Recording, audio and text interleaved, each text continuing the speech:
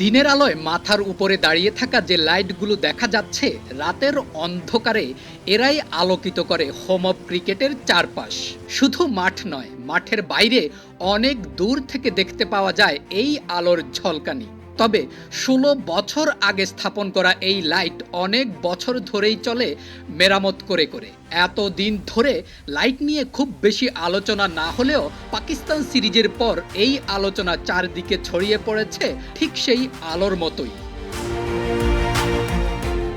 স্বল্প আলোয় দর্শক এবং খেলোয়াড়দের উভয়ের সমস্যা হচ্ছে মাঠে খেলতে এবং মাঠে খেলা দেখতে। পাকিস্তান সিরিজের ঠিক আগে অনুশীলন কাভার করতে এসে রাতের বেলা যখন আমি স্টেডিয়ামের গ্যালারিতে এসে দাঁড়িয়েছি, তখন আমার মনে হয়েছিল ঠিক ক্লিয়ারলি খেলোয়াড়দেরকে দূর থেকে দেখতে পাচ্ছি না।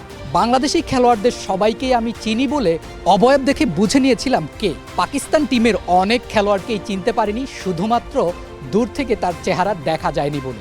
এবার আলোচনা করা যাক কোন ধরনের ক্রিকেট ভেন্যুর জন্য কতটুকু লাইট প্রয়োজন।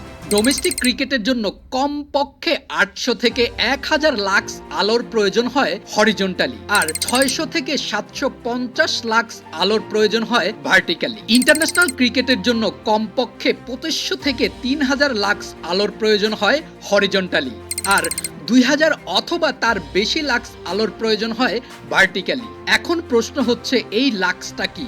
লাক্স হচ্ছে আলোর পরিমাণ, কতটুকু আলো গ্রাউন্ডে এসে পড়বে তার একটা মাপকাঠি।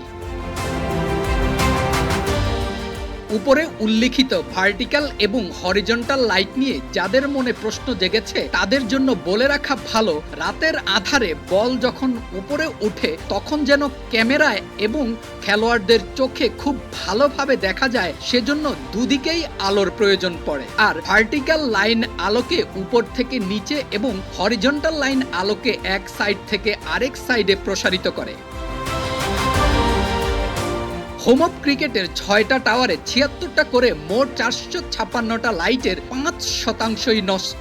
২০১১ সালে বসানো ওসরাম কোম্পানির এই লাইট বছরের পর বছর চলছে জোড়াতালি দিয়ে। প্রতি সিরিজেই প্রায় ১ কোটি টাকা খরচ হয় এই মেরামত কাজে, তারপরও ঠিক একই সমস্যা রয়ে যায়। এ যেন আলোর নিচে অন্ধকার। একটা টাওয়ারে মোট ৭৬টা লাইটের মধ্যে ৬টাই নষ্ট, অথচ ২৫ থেকে ২৬ কোটি টাকা খরচ করলে বদলে ফেলা যায় পুরো চিত্র। তবে তা না হওয়ায় শ্রীলঙ্কা থেকে খেলে আসা প্লেয়ারদের স্বল্প আলোয় পড়তে হয়েছে মহা বিপদে। ছবিতে স্পষ্ট কলম্বো আর মিরপুরের আলোর পার্থক্য।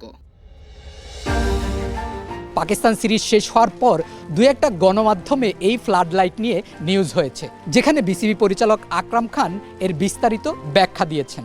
যদিও এই বিষয়গুলা বিসিবির হাতে নেই, তারপরও হয়তো বিপিএল এবং পরবর্তী যেই কোনো ম্যাচের আগে দর্শক এবং খেলোয়াড়দের কথা ভেবে বিসিবি অথবা সংশ্লিষ্ট যারাই আছেন তারা আরও একটু বেশি আন্তরিক হবেন হোম অফ ক্রিকেটে পর্যাপ্ত আলোর জন্য।